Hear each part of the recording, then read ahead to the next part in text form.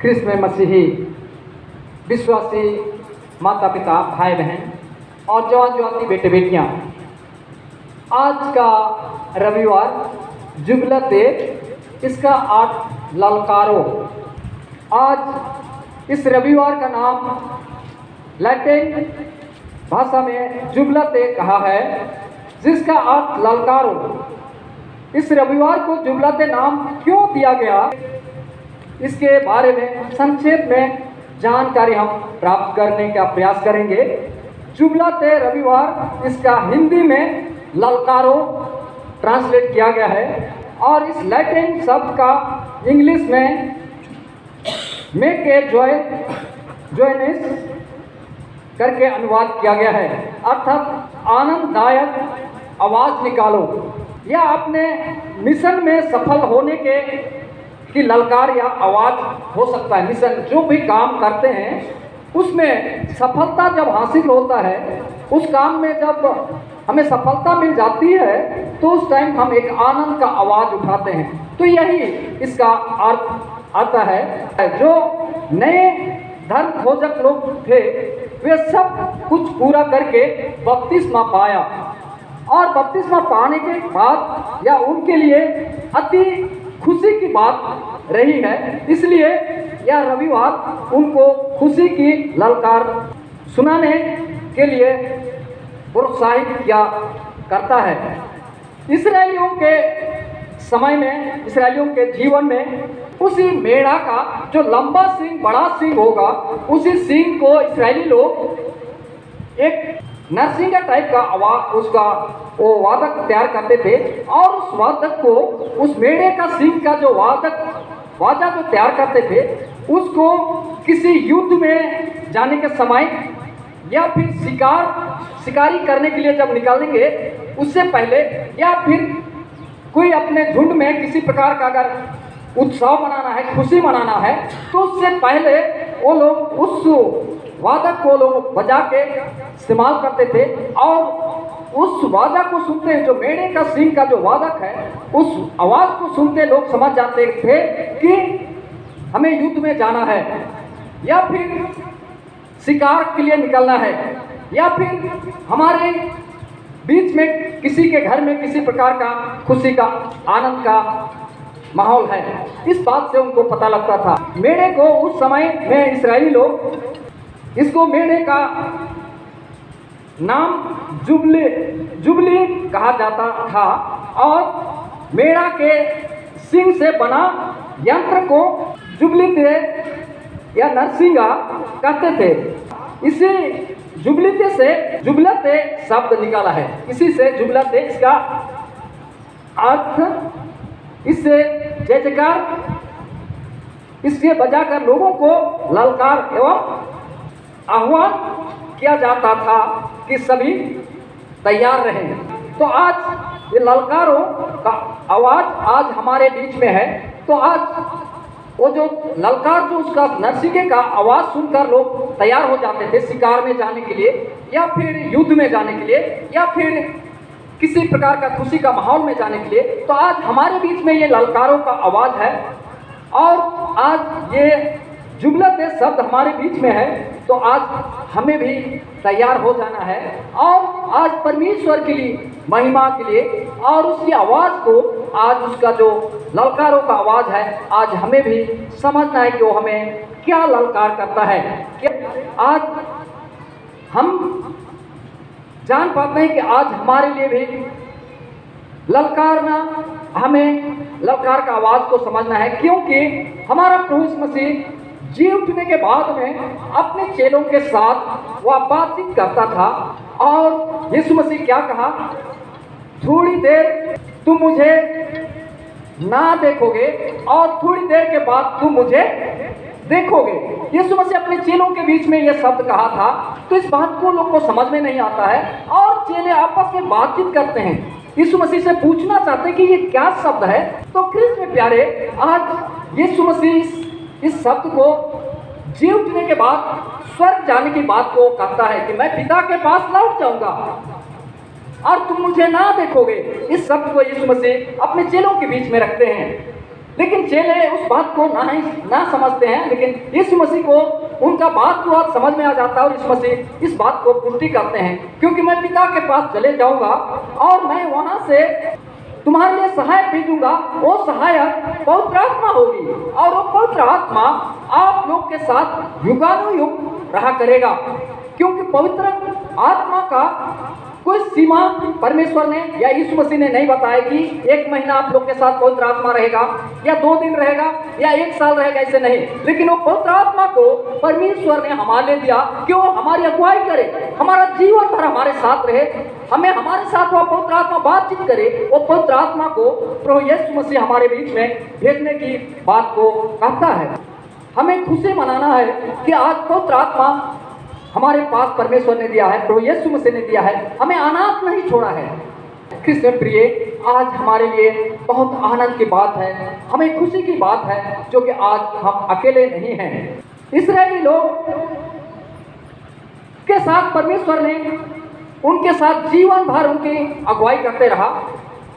आज यशायाह नबी का किताब 40 अध्याय उसका 24 से 31 तक हम देखते हैं, तो इसमें इस्राएली लोगों का जीवन के बारे में हम यहाँ देख पाते हैं कि इस्राएली लोग के साथ परमेश्वर ने उस 40 साल की यात्रा में भी साथ रहा और उनको उस मिस्र के बंधुआई से भी निकाला, और 40 साल की यात्रा में उनके लिए जो भी आवश्यकताएं होती थी परमेश्वर ने उनको मुहैया किया करता था। चट्टान फाड़ कर पानी भी पिलाया, आसमान से मन्ना बरसा कर खिलाया, उनको मीट खाने की इच्छा रखे वो लोग, उनको बटेर का चिड़िया खिलाया। परमेश्वर ने उनके लिए किसी बातों की कमी नहीं रखा, परंतु वो लोग बार बार परमेश्वर की आज्ञा का क्या करते थे, उल्लंघन करते थे, और मूसा परमेश्वर का दास को वो लोग धिक्कारते थे। तो कृष्ण प्रिय, आज परमेश्वर का आज्ञा उल्लंघन करने के वजह से परमेश्वर उनकी का बातों को ना मानने के कारण परमेश्वर ने कुछ समय के लिए उनको क्या कर दिया, त्याग दिया, छोड़ दिया। परमेश्वर नहीं चाहता है हमेशा के लिए किसी को छोड़ दे। परमेश्वर नहीं चाहता कि किसी को, क्योंकि उसने, मैं पहले ही बता दिया कि पवित्र आत्मा को उसने हमारे लिए दिया है, परंतु आज्ञा ना मानने के कारण हमारे जीवन में भी, हम हर एक के जीवन में कभी कभी किसी प्रकार का समस्या आकर हमारे जीवन में क्या हो जाता है, पहाड़ की तरह खड़ा हो जाता है। वो हो सकता है बीमारी के द्वारा, हो सकता है हमारे परिवार में लड़ाई झगड़ा के द्वारा, हो सकता है हमारा परिवार में मतभेद के द्वारा, हो सकता है हमारा बच्चा आज्ञा ना मानने के कारण किसी ना किसी तरह से हमारे परिवार में समस्या खड़ा हो जाता है, क्योंकि हम भी परमेश्वर की आज्ञा को सही ढंग से नहीं मानते। इस्राएली लोग वही क्या करते थे, जो परमेश्वर उनको आज्ञा देता था उसको बार बार तोड़ते थे, और परमेश्वर उनके लिए पनिशमेंट दिया, उनको छोड़ दिया, जैसे हमारे बीच में भी पनिशमेंट हो मिलता है। परमेश्वर ने कुछ समय छोड़ दिया और इस्राएली लोग बाबुल का बंधुआई में चले जाते हैं, और वहाँ नबूकदनेस्सर राजा का बंधुआई में वो लोग को जीवन काटना पड़ता है। और वहाँ पर जब जीवन काटते हैं तो लोग क्या करते हैं कि परमेश्वर ने हमारी आवाज़ को नहीं सुनता है, परमेश्वर हम लोग को त्याग दिया है, ये सोचकर वो लोग बातचीत करते हैं और कुड़कुड़ाते हैं। लेकिन इसी बातों को परमेश्वर ने यशायाह नबी के द्वारा बातचीत करता है, और यशायाह नबी इन बातों को यहाँ प्रकट करता है, और उन इस्राएलियों का कुड़कुड़ाहट और उनका परमेश्वर से आज्ञा तोड़ना, इन बातों को देखते हुए यहाँ पर यशायाह नबी का किताब 40 अध्याय 24 से 31 तक हम देख पाते हैं कि परमेश्वर किसी को छोड़ता नहीं है। परमेश्वर, अभी भजन में भी गाए कि यहोवा के बाढ़ जोने वाले दिनों दिन बल पाते जाएंगे, दौड़ते दौड़ते नहीं थकेंगे, है ना। तो कृष्ण प्रिय, आज परमेश्वर के बाढ़ जोने वाले को वो थकते नहीं है, वो दौड़ेंगे थकेंगे नहीं, उकाब उनके समान ऊपर उड़ेंगे। सब कुछ परमेश्वर ने हमारे साथ करने के लिए तैयार है। तो आज यशायाह नबी से बातों को आज हमारे लिए यहाँ पर उपदेश के रूप में हमारे पास आता है, तो यशायाह नबी के द्वारा, और इस्राएलियों के बीच में भी यही वचन को यशायाह नबी बताता है। तो कृष्ण प्रिय, आज हमारे लिए भी आज परमेश्वर का आज्ञा ना मानने के कारण आज हमें भी सजा मिल सकता है। हम लोग एक देख पाते हैं कि एक धनवान व्यक्ति का जीवन में उसके बाद बहुत संपत्ति हुआ, बहुत धन इकट्ठा हुआ, और तो उसने क्या सोचने लगा, उसको किसको, परमेश्वर को क्या करना चाहिए? धन बहुत हो गया तो कोसना है क्या? धन्यवाद देना चाहिए ना। तो धन्यवाद ना दे के वो क्या कर रहा है, अरे मेरे पास इतना संपत्ति हो गया, अब मैं क्या करूँगा? अब तो मैं मेरा पुराना घर को क्या करूँगा, तोड़ डालूंगा, एक नया घर बनाऊंगा और बहुत अच्छा से उस धन को क्या करूँगा, उसमें रखूंगा और मेरा मन से क्या कहूँगा, तेरे लिए बहुत समय के लिए धन इकट्ठा हो चुका है, इसलिए मेरा मन से कहूँगा तो खा पी ऐश और मस्ती कर, यही कहूँगा। लेकिन परमेश्वर ने क्या कहा? परमेश्वर ने, हे मूर्ख, आज ही अगर तेरा प्राण को मैं ले लूंगा तो ये संपत्ति किसका होगा? हमें समझना चाहिए प्रिय, आज वो धन, संपत्ति, सोना, रुपया, पैसा हम लोग को टिकट खरीदने में काम नहीं आएगा, है ना? टिकट खरीदने में कि स्वर्ग तक पहुंचा दे, वो काम नहीं आएगा। परंतु आज हम प्रभु के साथ आज हम अगर जीवन व्यतीत करते हैं और अगर उसकी आज्ञा को हम लोग मानते हैं, उसको हम ललकारते हैं, आज हम उसकी आवाज़ को हम पहचानते हैं और अपने आप को, मन को हम तैयार करते हैं, तो आज हम लोग को भी स्वर्ग के किनारे जाने की तैयारी करना चाहिए कि नहीं? करेंगे कि नहीं? करना है। परमेश्वर ने बहुत जीवन दिया हमारे लिए, इतना लंबा समय तक जिंदा रहे, और हमारे पास इतना सारा कपड़ा दिया है कि हम लोग को पहनने के लिए समय नहीं है। बहुत आजकल तो बहुत अच्छा ये है, आजकल तो बहन लोग के पास इतना साड़ी हो गया कि वो पहनने के लिए समय नहीं है, तो कहीं पर अगर पौधा लगाए बारी में तो उसको अच्छा साड़ी से उस पौधा को क्या कर लेते हैं, घेरते हैं कि उसको मुर्गी ना खाए। और एक समय ऐसे था कि हमारे माँ लोग को कपड़ा नहीं मिलता था, बुना हुआ कपड़ा पहनते थे, उसी को धोते थे। वो भी धोने के लिए एक तीन में उसको राख के साथ उबालते थे और जाकर धोते थे। आज ऐसे मेहनत कर रहे हैं क्या? नहीं, आज किसी को वॉशिंग मशीन है, उसमें डाले और धुल के बाहर। इतना सुविधा एक कौन दिया? परमेश्वर ने सब कुछ। आजकल कोई ढिकी में कूट के चावल नहीं खा रहे हैं, आज मशीन में कूट के बाहर निकाल रहे हैं। हमारे माँ लोग 12 बजे 1 बजे उठ के 2 बजे उठ के कूटते थे, हमें खाना खिलाते थे। आज इतना सुविधा परमेश्वर ने मुहैया कराए, हम परमेश्वर से दूर दूर दूर दूर चले जा रहे हैं। परमेश्वर पनिशमेंट देगा कि नहीं? आज अगर हम परमेश्वर से दूर जाएंगे, भाग के हम छुप सकेंगे परमेश्वर से? परमेश्वर कहता है तुम आसमान जाओगे तो वहां भी मैं हूँ, समुद्र के उस छोर में जाकर तुम बसोगे, मैं वहां पर भी तेरे साथ हूँ। परमेश्वर से हम लोग दूर भाग नहीं सकते। प्रिय, आज हम लोग को परमेश्वर के पास आने की बहुत जरूरत है। परमेश्वर ने हम लोग को बुलाया है, चुना है। हमारे पूर्वज लोग, हमारा दादा हो चाहे परदादा लोग को परमेश्वर ने चुना, बुलाया, और उनके द्वारा से आज हम मसीह कलीसिया में हैं, रोपे गए हैं। हमारा बाप दादा लोग को बुलाया परमेश्वर ने, वो लोग ग्रहण किए, प्रभु को बपतिस्मा लिया, और उसके द्वारा आज हम लोग भी मसीह परिवार में जीते हैं। आज तो हम लोग इतने शिक्षित हो गए हैं, इतने पढ़े लिखे हो गए हैं, आज तो हम लोग को बताने की, वचन बताने की, इतना गहराई तक जाने की कोई जरूरत नहीं है। बाइबल हमारे पास मोटा मोटा बाइबल है, हर एक भाषा में पढ़ के हम लोग उसको समझ सकते हैं, लेकिन उसको पढ़ना नहीं है, उसको रखे रहना है। और जब संडे आया तो सुबह चर्च आने से पहले हम उसको क्या करेंगे, थोड़ा झाड़ झूड़ के उसमें कचरा मचरा है उसको थोड़ा सा हटा दिए और पकड़ के चले हम लोग गिरजा, है ना? तो हम परमेश्वर के बारे में या तो उसके गुण भेद बात को हम लोग कैसे समझ सकते हैं? परमेश्वर ने मुझे तो एक दिन वचन में स्वप्न में बता रहा है कि बेटा ये सैयद 66 को तुम एक फाइल बना ले। मैं उसका भेद को मैं समझने लगा कि ये फाइल क्यों बोला। मैं जाग उठा, मैं बोलता बाबा आपने ये सैयद 66 का फाइल बनाने के बोला, ये वचन तो आपका है प्रभु, इसको मुझे बार बार पढ़ के उसका गूढ़ भेद बात को एक एक शब्द को मुझे निकालना है। मैं उस दिन से ये सैयद 66 को बार बार जब भी बाइबल पकड़ एक बार पहले उसको देखता हूँ कि एक एक बात मुझे उसका समझ में आए। मैं पढ़ता हूँ, भले और जगह पढ़ूँ, लेकिन पहले उसको भी एक बार देख लेता हूँ, झाँक लेता हूँ। तो ख्रिस्त में प्रिय, आज परमेश्वर आप हम सब लोग के साथ वचन के तरह बातचीत करता है। आज भी वचन था और वचन परमेश्वर के साथ था। आज वचन के द्वारा परमेश्वर हमारे साथ बातचीत करना चाहता है। खोलें उसको, पढ़ें। तो ख्रिस्त में प्रिय, परमेश्वर ने हम लोग को ढूंढ के लाया है अपने संगति में, अपने पास। हम लोग इस बातों को हम लोग अच्छी रीति से समझते हुए हम लोग परमेश्वर की आवाज़ को पहचाने और हम लोग परमेश्वर की संगति में अपने जीवन को हम लोग समर्पित कर देंगे।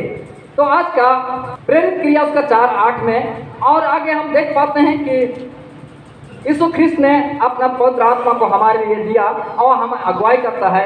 यूहन्ना 14:16 में भी हम देख पाते हैं कि उसने अपना पवित्र आत्मा का सामर्थ हमें दिया है और आह्वान किया है। मत्ती 28:19 में हम देख पाते हैं कि उसमें कहा है, जाओ तुम सारे जगत के लोगों को पिता और पुत्र पवित्र आत्मा के नाम से बपतिस्मा दो।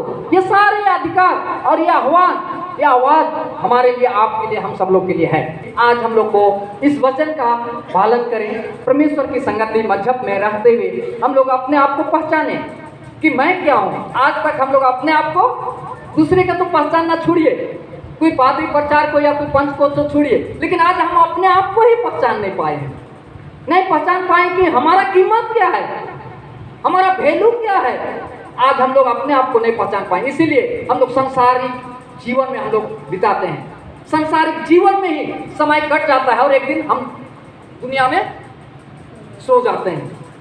पहले हम अपने आप को पहचाने, तब फिर परमेश्वर से प्रार्थना करें, प्रभु मुझे पवित्र आत्मा दे। परमेश्वर में पवित्र आत्मा देगा, हम दूसरे को भी पहचानेंगे, कौन पादरी है, कौन प्रचार है, कौन पंच है, कौन दादा है, कौन दीदी है, कौन माँ है, बाप है, सबको हम लोग पहचानना शुरू करेंगे। ख्रिस्त प्रिय, आज परमेश्वर की आत्मा हमारे बीच में है, उसको जगह दें हमारे अंदर काम करने के लिए, क्योंकि वो परमेश्वर का हमारा ये शरीर मंदिर है, उसमें वो वास करना चाहता है। आज का हम लोग मूल विषय रखेंगे कि यहोवा परमेश्वर सनातन से है। यहोवा परमेश्वर क्या है? सनातन से है, मतलब पहले से ही है और अभी भी है, वो बदलेगा नहीं। और पहला है, वह सबको नाम लेकर बुलाता है। वह सबको क्या करता है? नाम लेकर बुलाता है। वो पनिशमेंट देता जरूर है, लेकिन वो छोड़ता नहीं है। ये कभी ना सोचे, छोड़ता नहीं है। हम लोग अय्यूब का जीवन में देखते हैं, उसको थोड़ा समय के लिए परमेश्वर ने छोड़ा, क्या छोड़ दिया उसको? उसका सारा जितना संपत्ति गया था उसका 2 गुना दिया कि नहीं दिया? उनका बेटा बेटी भी दिया, 7 बेटा और 3 बेटी भी दिया। बल्कि हम देखते हैं कि इतना भयानक परमेश्वर ने आशीष दिया कि उनका जो बाद में जो 3 बेटी जन्म हुई, वो उस देश में उसका बेटी के समान सुंदरी हुई नहीं थे। तो ये परमेश्वर है प्रिय, आज वो बदला नहीं है, वो परमेश्वर हमारे बीच में है, तो आज छोड़ता नहीं है परमेश्वर। दूसरी बात है, उस पर भरोसा रखने वाला को बल देता है। जो परमेश्वर के ऊपर भरोसा रखते हैं उनको परमेश्वर क्या देता है? बल देता है। अभी गाना में भी गाए, बल देता है वो, है ना? कब उनके समान आसमान में उड़ेंगे। वो लिटिया चिड़िया से हम लोग को तुलना नहीं किया है, वो जो नीचे नीचे उड़ता है फुटू झूठ सब में। हम लोग को कौन सा चिड़िया से तुलना है? उकाब चिड़िया, जानते हैं उकाब चिड़िया? देखना ऊपर, देखना सबसे ऊपर उड़ता है और वो बैठने का नाम नहीं लेता है। वो उड़ते रहेगा, घूमते रहेगा, सै घूमेगा और वो कभी बैठने का सोचता नहीं है, वो थकता नहीं है। वो थोड़ा बड़ा ही चिड़िया है, लेकिन आप ऊपर देखेंगे इतना आसमान में उड़ता है कि वो बहुत छोटा दिखाई देता है। उस चिड़िया के साथ हम लोग को तुलना किया गया है। तो आज हम लोग को अपना वैल्यू समझना है प्रिय, अपना कीमत को आज हम लोग समझें, अपना कीमत समझे। प्रभु ने हमें कैसे खरीदा है? उसको कोई पैसा से नहीं खरीदा है, सोना से नहीं, धन से नहीं, हम लोग को किससे खरीदा है? अपना लहू से खरीदा है। तो उसका वैल्यू हम लोग समझे प्रिय, और प्रभु के साथ हम लोग अपना जीवन व्यतीत करने के लिए हम लोग अपने आप को समर्पित करेंगे। आज हम लोग अपना जीवन परमेश्वर के हाथ में सौंपे और उसका ललकार को, उसकी आवाज़ को हम लोग पहचाने। और हम लोग जैसे इस्राएली लोग तैयार हो जाते थे उस नरसिंगा का आवाज़ सुनकर, उस मेढ़े का सींग का आवाज़ को सुनकर, आज हम लोग भी प्रभु का आवाज़ को सुनकर इस वचन के द्वारा आवाज़ दे रहा है, उसको क्या करना है? हम लोग को समझना है, और समझ के अपने आप को क्या करेंगे? हम लोग तैयार करेंगे। प्रभु हमारी तैयारी में मदद करे, उसका पवित्र आत्मा हमारे साथ हो। हमारे गुमला मंडली के बुजुर्ग माता पिता, भाई बहन और जवान जो और बेटे बेटियों का जीवन में उसका पवित्र आत्मा कार्य करे और हम लोग को तैयारी करने में सहायता करे। हम सब लोग के साथ उसका पवित्र आत्मा काम करे। हम सब लोग प्रभु के लिए समर्पित हों और आगे की ओर बढ़ते चले जाएंगे। स्वर्गीय ज्ञान की हम लोग तैयारी में जुट जाएंगे। प्रभु परमेश्वर हमारे मंडली के हर विश्वासी माता पिता, भाई बहन, जवान ज्योति को अपने पवित्र आत्मा की तरह अगुवाई करें और मदद करें। इस वचन पर प्रभु बहुत ऐसे आशीष दें। आमीन।